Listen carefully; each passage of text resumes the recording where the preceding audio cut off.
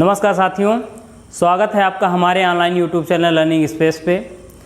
देखिए, आज का वीडियो उन लोगों के लिए है जिनको सीटेट का फॉर्म फिल करते समय बहुत सी समस्याएं आती हैं या फॉर्म सीटेट के पेपर के पैटर्न को समझने में बहुत सी समस्याएं आती हैं।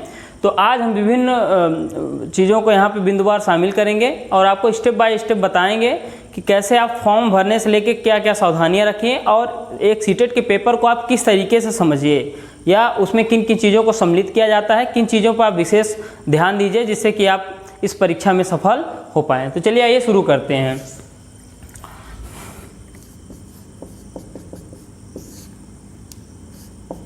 ठीक है, देखिए सबसे पहली ध्यान देने वाली बात यह है कि आपको जब सीटेट का पेपर आप भर रहे होते हैं तो उस समय आपको भाषा का चयन करना पड़ता है। कहने का मतलब ये है कि उसमें दो भाषाएं होती हैं, एक तो हिंदी होती है, कंपलसरी होती है आपके लिए, है ना। चलिए आपको बताते हैं, थोड़ा सा इधर देखें। हिंदी, मैथ, ठीक है,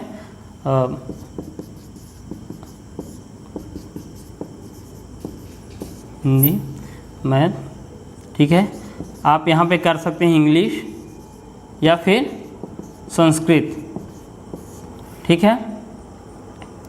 और आपका हो गया ईवीएस, है ना, पर्यावरण,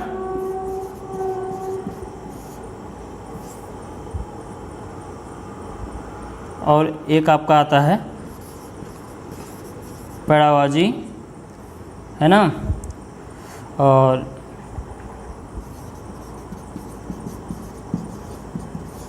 मनोविज्ञान।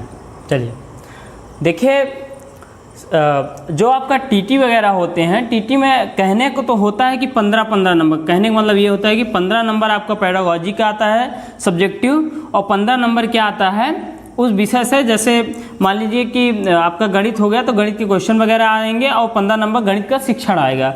वैसे हिंदी में क्या होता है कि 15 नंबर शिक्षण से, साइकोलॉजी से, है ना, भाषा वगैरह से उससे क्वेश्चन आते हैं और 15 नंबर का ग्रामर से आता है।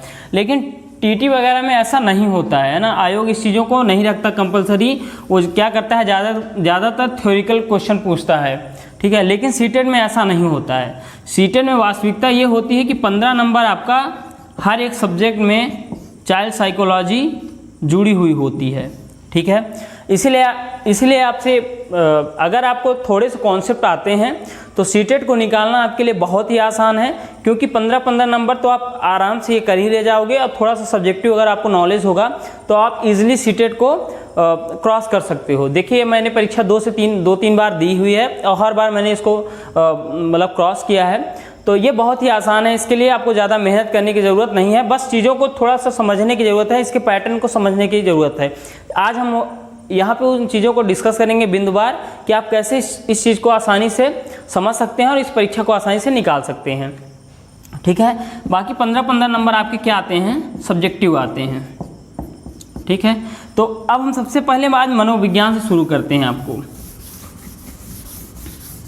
अच्छा, देखिए, हम आपको थोड़ा सा फॉर्म भरने में सावधानियां बता रहे थे। देखिए, जब हम फॉर्म को फिल करते हैं तो हमारी क्या होती है, हिंदी एक कंपलसरी लैंग्वेज है, ठीक है। हमको हिंदी क्या है, भरना है, ठीक है। आपकी मैथ भी क्या होती है, कंपलसरी होती है, ठीक है। यहाँ पे आप इंग्लिश और संस्कृत में, ठीक है, इंग्लिश और संस्कृत में क्या कर सकते हैं, चयन कर सकते हैं। देखिए, अमूमन आपको क्या करना है कि जब आप भरेंगे भाषा में, भाषा 1, भाषा 2 करके वहाँ पे ऑप्शन होते हैं, तो सबसे पहले भाषा 1 में आप हिंदी भरिएगा, फर्स्ट हो जाएगी आपकी, और भाषा 2 में संस्कृत भरिएगा, सेकंड हो जाएगी। लेकिन यहाँ तो हम कर ले जाते हैं, यहाँ हम भर ले जाते हैं, लेकिन परीक्षा हॉल में होता क्या है कि जब आप यह संस्कृत का पेपर या इसको सॉल्व करने जाते हैं तो आप यहाँ हिंदी पहले ही लगा चुके होते हैं, फर्स्ट पेपर हिंदी आप फर्स्ट पेपर लगा चुके होते हैं। इसमें हिंदी में वहाँ पे देखेंगे आप तो फर्स्ट पेपर भी रहेगा और सेकंड पेपर रहेगा। अगर आपने पहले चॉइस पे हिंदी में सेकंड पेपर भरा है तो आपको सेकंड वाला पोर्शन करना है, अगर फर्स्ट भरा है तो फर्स्ट करना है। इसीलिए आपसे कहते हैं कि आप हिंदी को फर्स्ट पे ही रखिएगा, है ना। फर्स्ट पे रखने से आपको लाभ ये होगा कि जब आप दूसरी भाषा संस्कृत या इंग्लिश करने जाएंगे तो यहाँ पे आपको थोड़ा सा ध्यान रहेगा कि हमको सेकंड करना है ना। लेकिन फिर भी आपसे गलतियाँ हो जाती हैं। और एक्चुअली होता क्या है सीटेट में कि आपको जो संस्कृत का पेपर है वो एक अलग से मिलता है ना।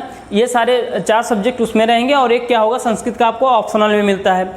हम क्या करते हैं, पहला पृष्ठ पलटे और उसके बाद क्या करते हैं, हम उसको सॉल्व करना शुरू कर देते हैं। लेकिन नहीं, वहाँ पे आप देखेंगे तो फर्स्ट पे आपको संस्कृत फर्स्ट लिखा रहेगा, है ना।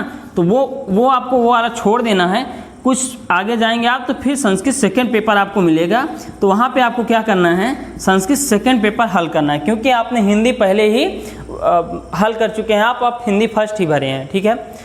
तो इस चीज़ों को बहुत ध्यान रखिएगा, नहीं तो आपका रिजल्ट आएगा नहीं, आप पास नहीं हो पाएंगे, ठीक है। पहली ध्यान देने वाली बात ये थी कि हम कैसे विषय का चयन करें, कैसे इन चीज़ों को समझें, ठीक है। चलिए आइए अब आगे आपको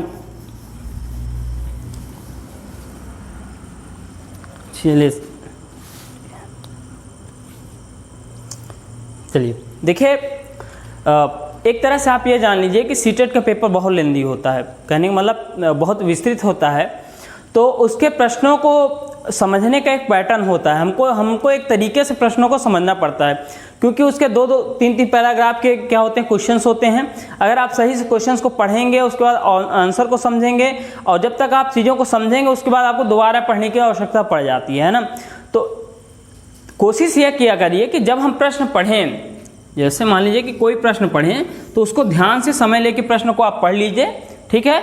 और उनके ऑप्शंस को, जब आप ऑप्शंस को जाएं तो एक बार में ही क्लियर करिए। जैसे मान लीजिए कि किसी क्वेश्चंस का आंसर दिया हुआ है क ख ग घ, अब आपने कोई प्रश्न है, अब आप उसका पहला आंसर देख रहे हैं, पहला ऑप्शन पढ़े और आप वहाँ पे डिसाइड करिए कि हाँ ये प्रश्न हमको सही लगा, मतलब ये ऑप्शन हमको का नंबर ऑप्शन हमको सही लगा, ठीक है। अब आपने इसको क्या किया, समझ गए आप कि ये हमको सही लग रहा है, फिर आप दूसरा पढ़िए। अब दूसरे को देखिए तो आपको ऐसा समझ में आएगा कि ये क वाले से ज़्यादा बेहतर है। देखिए सीटेट में होता क्या है कि एक्चुअल में सारे आंसर सही होते हैं, कोई भी आंसर ऐसा नहीं होगा कि गलत होगा, बहुत से गलत भी होते हैं, लेकिन मोस्टली ऐसा होता है कि सारे आंसर एक दूसरे से मिलते जुलते होते हैं। लेकिन उनमें से एक आंसर ऐसा होता है जो सबसे परफेक्ट होता है, तो आपको सबसे परफेक्ट आंसर चुनना होता है।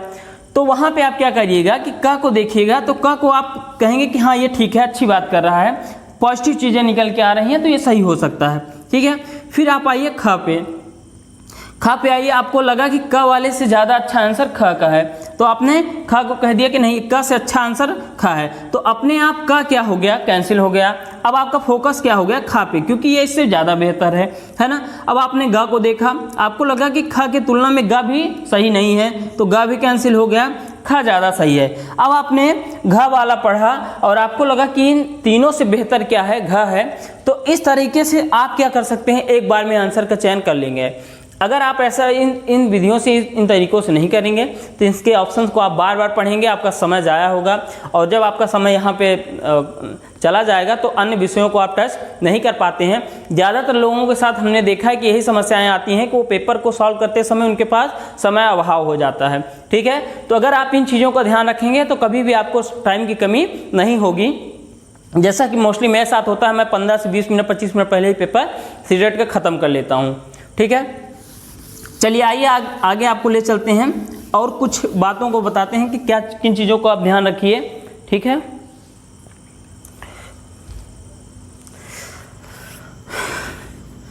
चलिए देखिए, आपको ले चलते हैं थोड़ा सा हिंदी की तरफ।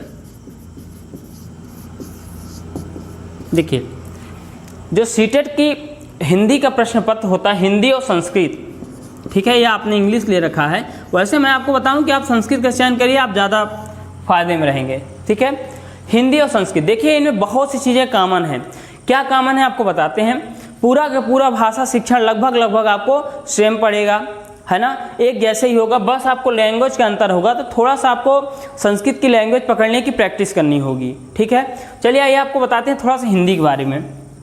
देखिए एक्चुअल में क्या होता है, 15 नंबर तो इसमें आपको क्या पूछ लेगा, साइकोलॉजी पूछ लेगा, मतलब कि भाषा शिक्षण वगैरह, है ना, जिसमें कि समावेशी शिक्षा, समावेशी कक्षा से लेके मापन मूल्यांकन तक की चीज़ें, है ना, समायोजन तक की चीज़ें, सारी चीज़ें आपसे पूछ लेगा।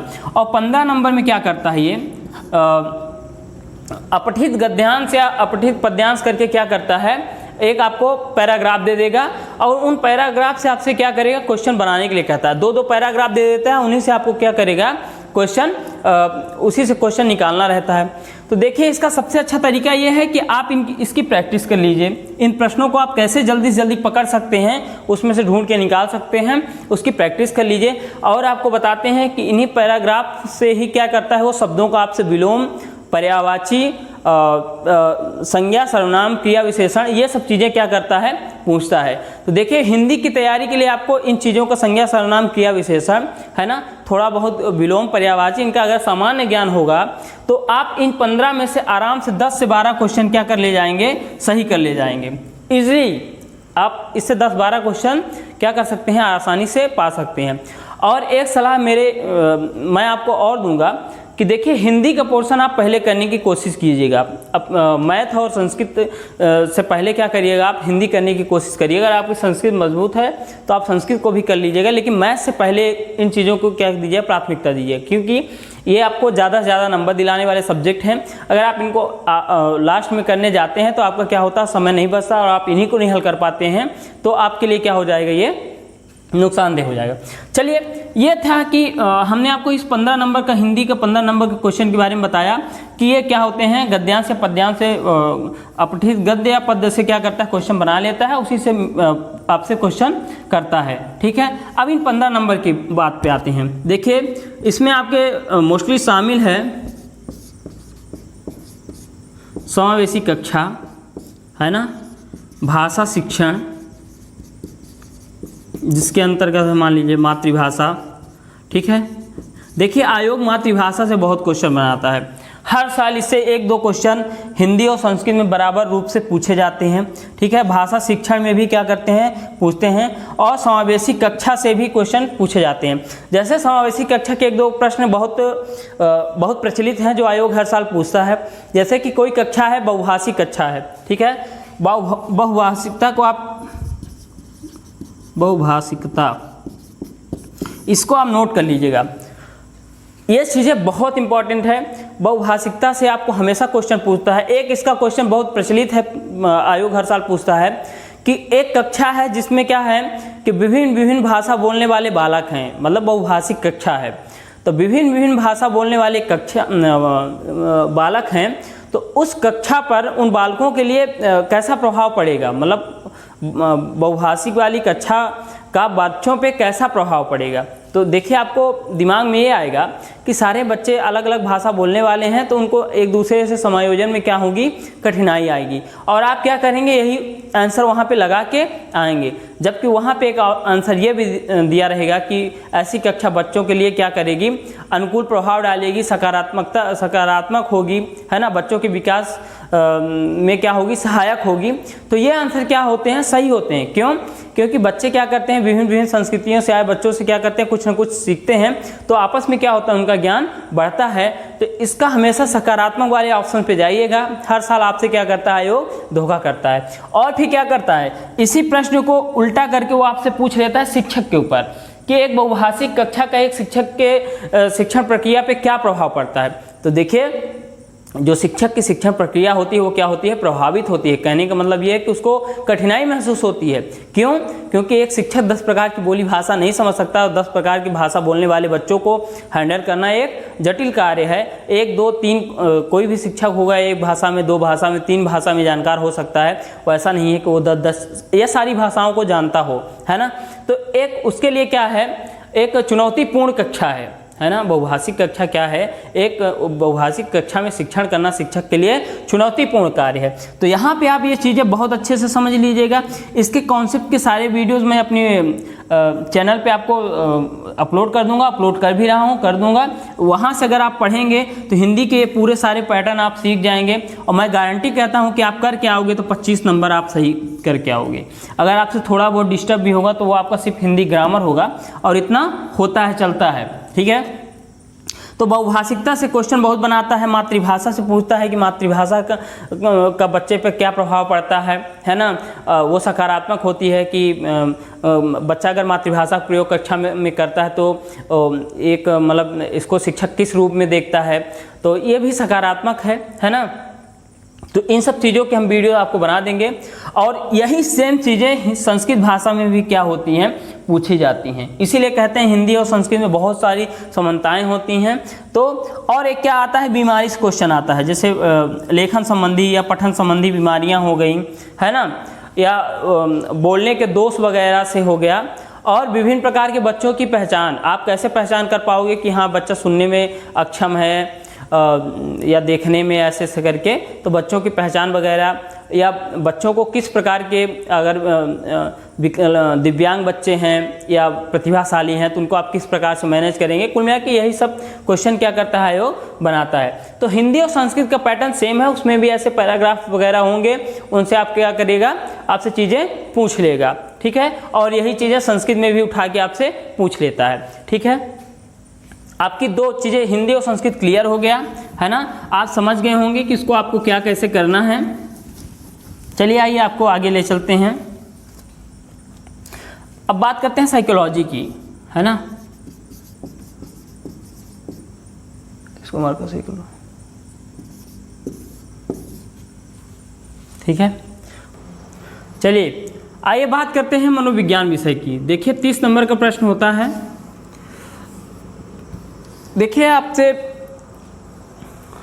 एक बात आप समझ लीजिए कि अगर आपको एक अच्छा शिक्षक बनना है, या आप चाहते हैं कि आपके अंदर एक अच्छे शिक्षक का गुण आए, तो आप ये समझ लीजिए कि आप अपने अंदर से नकारात्मकता को हटा दीजिए। क्यों? क्योंकि देखिए कहीं पे भी अगर पेपर के प्रश्न में अगर आपसे ये पूछता है कि बच्चे के साथ आप उसको दंड दे दीजिए, किनारे खड़ा कर दीजिए, कक्षा से अलग कर दीजिए, सबसे अलग कर दीजिए, या उसको शर्मिंदगी महसूस करवा दीजिए, किसी भी प्रकार से मानसिक रूप से, शारीरिक रूप से, आर्थिक रूप से किसी प्रकार के दंड की बात करता है, तो उस आंसर से आप क्या करिएगा, हमेशा किनारा कर लीजिएगा, ठीक है। देखिए हम सभी बच्चों को एक समान मानते हुए उनको शिक्षण कार्य करते हैं। एक समान कहने का मतलब ये है कि किसी के साथ जाति, लिंगी रूप से क्या हो, उसके साथ भेदभाव न किया जाए। सभी बच्चों को एक समान मानते हुए क्या करते हैं, हम शिक्षण प्रक्रिया संपन्न करते हैं। दूसरी चीज़ ये समझिए कि हमने जो सीखा हम आपको बता रहे हैं कि किसी भी प्रश्न में अगर आपको किसी बच्चे के ऊपर कंडीशन रख के प्रश्न पूछ दिया कि हाँ एक बच्चा ऐसा ऐसा है, एक शिक्षक उसके साथ ऐसा करता है, तो बच्चे को कैसा होगा, कैसा महसूस होगा, मतलब कि ये चीज़ें गलत हैं या सही हैं। तो अगर ऐसे करके आपसे क्वेश्चन पूछता है तो सबसे इसका अच्छा तरीका ये होता है कि आप उस चीज़ को अपने ऊपर ले जाइए, आप खुद बच्चे बन जाइए और फिर चीज़ों का मूल्यांकन करिए।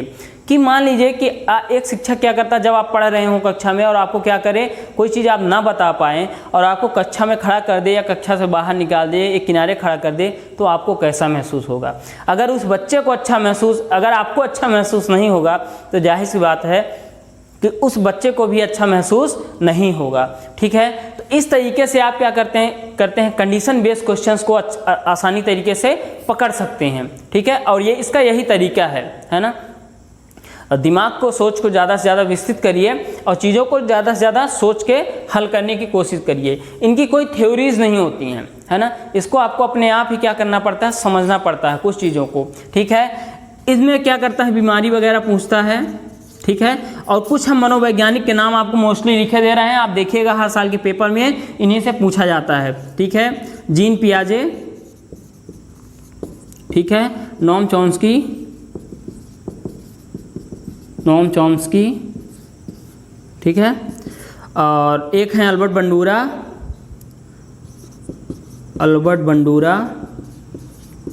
ठीक है। अल्बर्ट बंडूरा हो गया आपका। वाइगोस्की बहुत इंपॉर्टेंट है,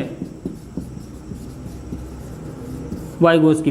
देखिए यही 4-5 मनोवैज्ञानिक है। अगर आप इतना ही पढ़ लेंगे, हालांकि आपको पढ़ना तो और चीज़ें हैं, लेकिन अगर आप इतना पढ़ लेंगे तो ये आपके लिए क्या होगा, सफिशिएंट हो जाएगा, ठीक है। कुछ टर्म और हम लिखे दे रहे हैं, जैसे क्या कि जैसे जेंडर के बारे में पूछता है आपसे, ठीक है। आपसे जेंडर के बारे में क्या करेगा, पूछेगा। तो जेंडर के बारे में लिंग, पूर्वाग्रह, ठीक है। एनसीएफ जरूर पढ़ लीजिएगा। एनसीएफ से क्या करता है क्वेश्चन, अगर आप देखिए, हम आपसे ईमानदारी बताएं, हमने एनसीएफ के ऊपर एक वीडियो बनाया हुआ है, आप देखेंगे हमारे चैनल पे मिलेगा। अगर आप एनसीएफ अगर आप सही से पढ़ लीजिए तो मैं आपसे गारंटी कहता हूं कि आप 50 नंबर तक के प्रश्न आसानी से आप समझ जाएंगे। एनसीएफ की जिन चीज़ों की बात करता है कि जो बच्चों का ज्ञान हो उसको क्या करिए, आप व्यवहारिक जीवन से जोड़िए। कहने का मतलब आप वो चीज़ें पढ़ाइए बच्चों को, या उन चीज़ों के बारे में बताइए जो बच्चा क्या करता है, अपने आसपास देखता है। आसपास उपलब्ध हुई वस्तुओं को जोड़ जोड़ के शिक्षण करवाइए, जिससे क्या होगा, बच्चे का शिक्षण क्या होगा, उसको रुचिपूर्ण भी लगेगा, उसका ज्ञान भी क्या होगा, स्थायी होगा, है ना। ज्ञान को व्यवहारिक जीवन से क्या करिए, जोड़ जोड़ के पढ़ाइए, है ना। ज़्यादातर क्या होगा, जिन ऑप्शन में करके सीखने की बात करेगा, बच्चों को करवा करवा के सिखाने की बात करेगा, वो ऑप्शन क्या होंगे, ज़्यादा अच्छे होंगे। गतिविधि आधारित शिक्षण, है ना। शिक्षक क्या करे, सहयोग करे बच्चों का कोई चीज़ करने में, कोई क्रिया संपन्न करवाने में, तो वो ऑप्शन क्या होंगे, हमेशा बेहतर होंगे। आप उन्हीं ऑप्शनों का क्या करिए, चयन करिए, वो आपको डेफिनेटली नंबर दिलवा के जाएंगे। तो यही कुछ चीज़ें पैटर्न होते हैं, आप चीज़ों को समझेंगे तो क्या होगा, आप आसानी से कर ले जाएंगे, ठीक है। ये हो गई साइकोलॉजी की बात। चलिए आइए आते हैं ईवीएस। आप लोगों के सामने बहुत से परेशानी रहती है, आप लोग सीटेट में ईवीएस के नोट्स के लिए भटकते रहते हैं। आपसे सिंपल सी चीज़ें बताते हैं कि एनसीईआरटी की बुक्स ले लीजिए आप, कक्षा 3, 4 और 5 की, ठीक है, पर्यावरण की, और आप क्या करिए, इसको पढ़ डालिए। मैं गारंटी से कहता हूं कि ईवीएस के 15 नंबर के क्वेश्चन इससे फंसेंगे। आप पिछले साल का पेपर उठा के देख लीजिए, हमने अपने कोचिंग में बच्चों को बताया था, जितने क्वेश्चंस बताए थे लगभग 3-4 पेज के नोट्स वगैरह डिस्ट्रीब्यूट करवा दिए थे, उनसे ही क्वेश्चन क्या हुआ था, सारा का सारा लगभग 13-14 नंबर का क्वेश्चन फंस गया था। और इसमें आप एक्स्ट्रा क्या पढ़ लीजिए, एक आप पढ़ लीजिए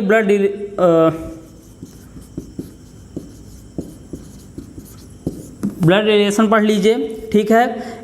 आप इंडिया के मैप, है ना, मैप की आपको जानकारी होनी चाहिए कि आपके पूरे 28 राज्य कहाँ पे स्थित हैं। अब 28 राज्य है ना, तो पूरे 28 राज्य कहाँ पे स्थित हैं वो आपको पता होना चाहिए, है ना। क्योंकि उसमें क्वेश्चन वगैरह ऐसे बना देता है कि एक लड़की है, वो बस से पंजाब से चलती है और झारखंड जाती है, तो रास्ते में किन किन प्रदेशों से होकर गुजरेगी, ऐसे यात्रा वगैरह का जिक्र रहता है। और ये भी पर्यावरण की किताब में मिल जाएगा, है ना। तो किन किन राज्यों से होकर गुजरेगी, कितने राज्य बीच में पड़ेंगे, तो उन चीज़ों की आपको क्या होगी, विस्तृत रूप से जानकारी हो जाएगी। थोड़ा बहुत कृषि के बारे में पूछ लेता है, झूमिंग खेती वगैरह हो गई, है ना, ये कॉमन है।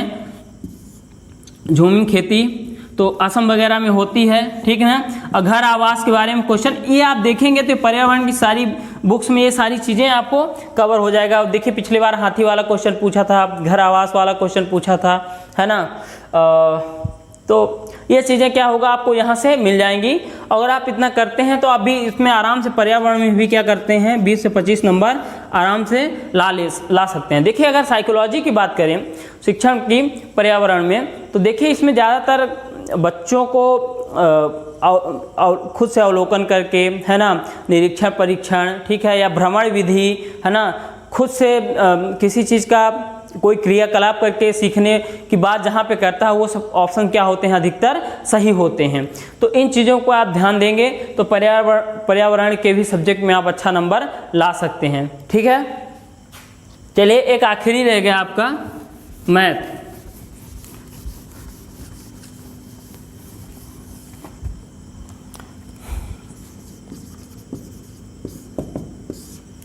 देखिए सबसे ज़्यादा साइकोलॉजी टफ आती है मैथ की, ठीक है।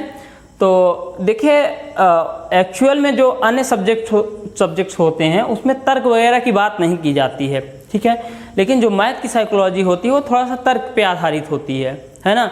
तो इसमें इन चीज़ों की बात करता है, थोड़ा सा बीमारियां जैसे हो गई, डिस्कैलकुलिया वगैरह हो गई, तो वो सब मैथ में बहुत ज़्यादा पूछी जाती हैं। बाकी बेसिक की मैथ्स होनी चाहिए आपको, तो छोटी छोटी चीज़ों की जानकारी होनी चाहिए। हम यहाँ पे आपको चैनल पे अपने इसका एक विस्तृत वीडियो बनाएंगे मैथ की साइकोलॉजी का, और वहाँ पर हम आपको चीज़ों को बताएँगे, ठीक है। अभी हमारे पास थोड़ा सा समय अभाव है और उसी के चलते हम इसकी अभी मैथ की साइकोलॉजी वीडियो नहीं बना पा रहे हैं, ठीक है, पेडागोजी की, और उसको हम जल्दी से जल्दी तैयार करके आपको बताएंगे। 4-5 क्लास में आपको कवर करवा देंगे, उससे भी ज़्यादा आपको पढ़ने की जरूरत नहीं है, इतने से आपका काम हो जाएगा।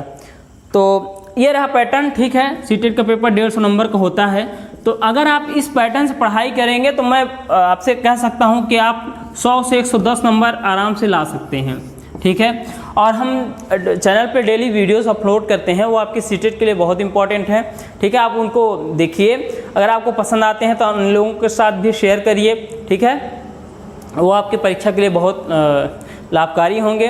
इसी तरह चैनल को अपने प्यार और सपोर्ट देते रहिए, ठीक है। चैनल को सब्सक्राइब करिए, लाइक करिए, शेयर करिए, है ना, बेल आइकन को दबा दिए ताकि नेक्स्ट वीडियो आए तो आप तक पहुंच जाए। इसी के साथ आज हम अलविदा लेते हैं, हाजिर होंगे हम नेक्स्ट वीडियो में कुछ नए टॉपिक्स के साथ। नमस्कार।